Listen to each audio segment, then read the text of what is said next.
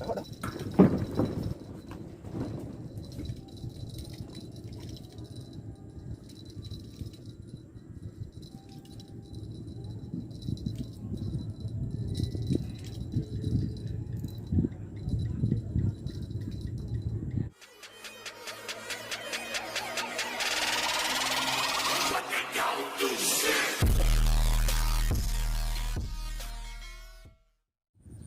Mình xin chào tất cả các bạn nha. Hôm nay mình lại tiếp tục đi bè câu cá tra nữa các bạn ơi. Đây là đường xuống điểm câu mình đây các bạn.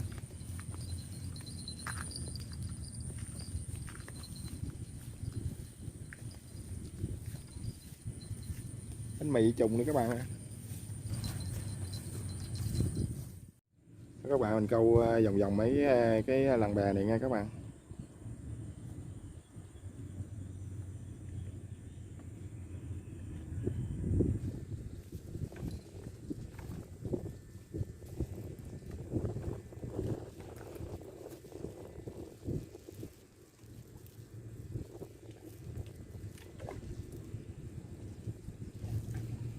Mình câu theo mấy cái cạc bè vậy nè các bạn.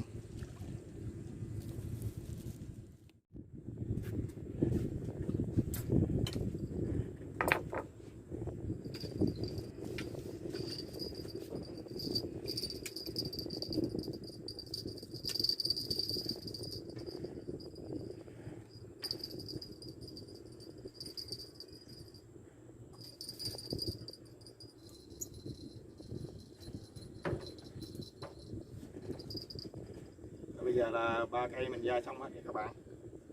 Bây giờ mình móc màu vô mình câu thôi. Màu của mình hôm nay là chỉ có 2 món thôi nha các bạn. Đây. Màu của mình hôm nay chỉ có bánh mì thôi các bạn ơi. Trùng. Trùng này rất nhạy nha các bạn. Câu đủ thứ cá luôn. Nhất là cá leo nha, mùa này là cá leo mê lắm. Rồi bây giờ mình móc màu câu nha các bạn, có cá mình sẽ quay cho các bạn xem nha. Cá đang ăn đó anh em.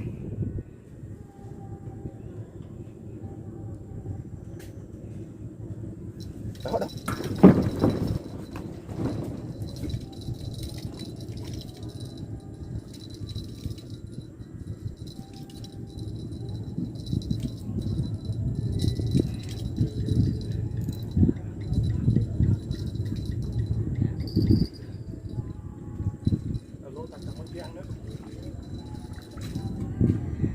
Bên kia ăn nữa nè. Lên con chưa gỡ nè anh em. Bên đây.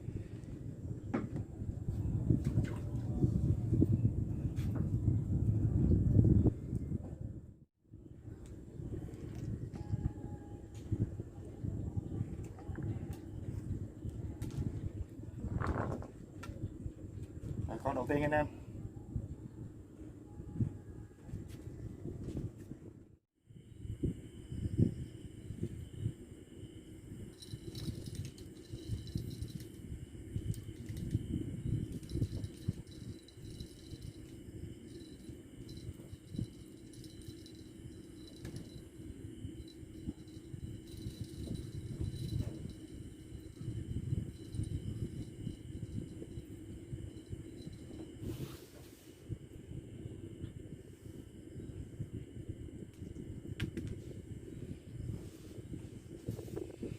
Con thứ hai anh em.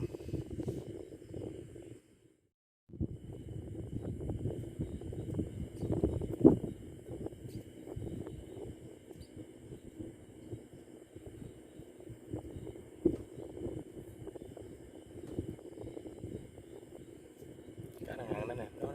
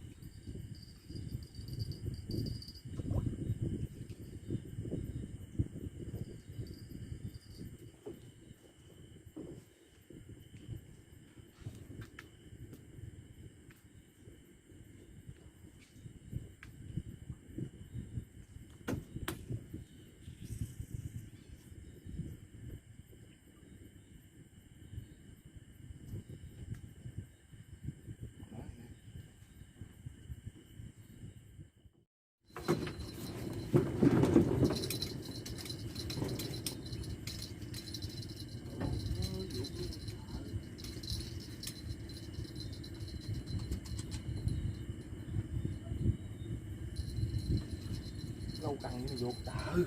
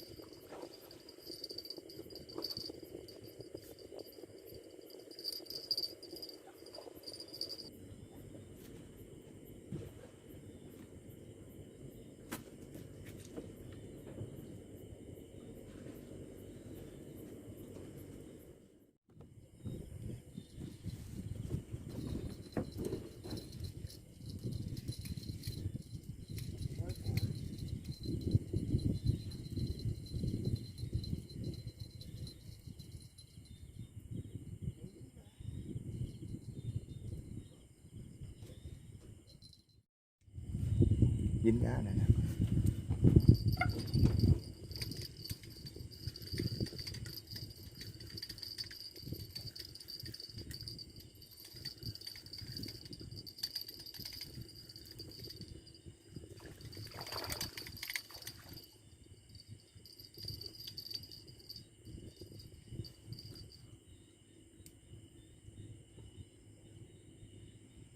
Con nữa nha.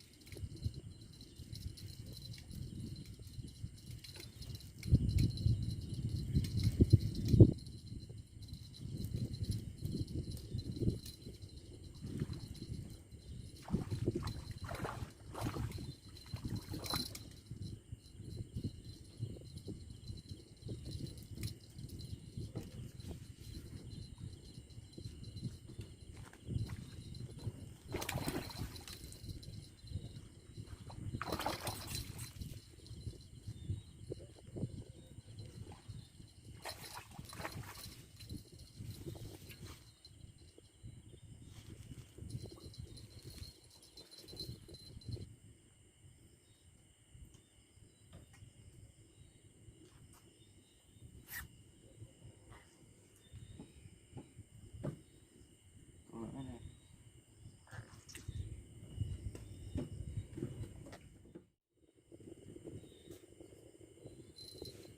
Căng này.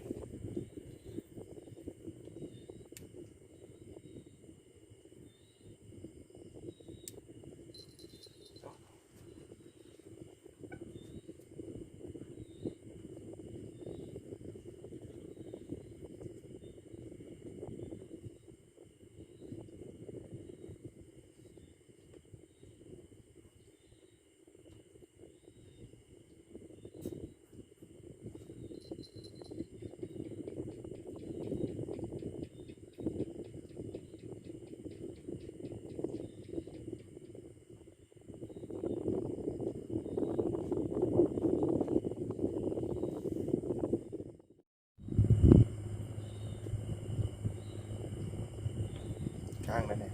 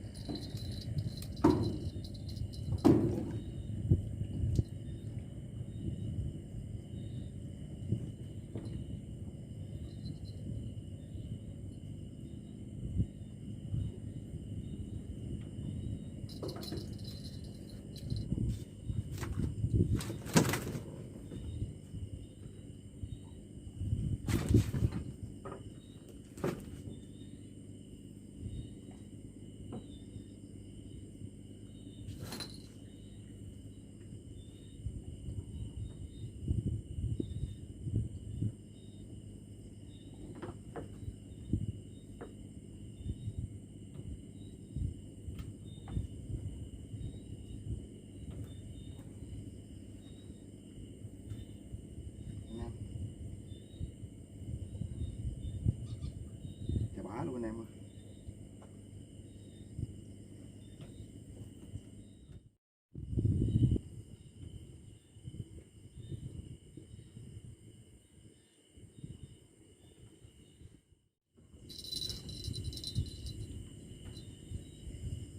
Giờ cá đang dính mà hết ngoài kìa.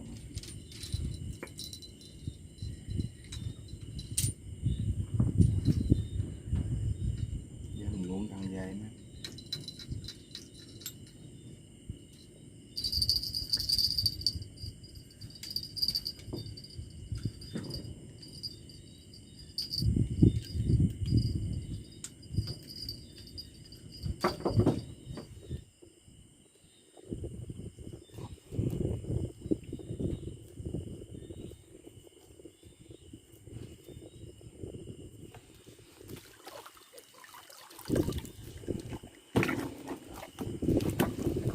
Cá luôn không ạ.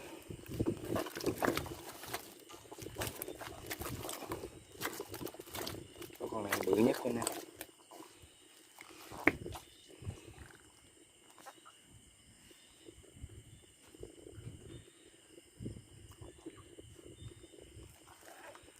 Được 8-9 con vậy em ơi.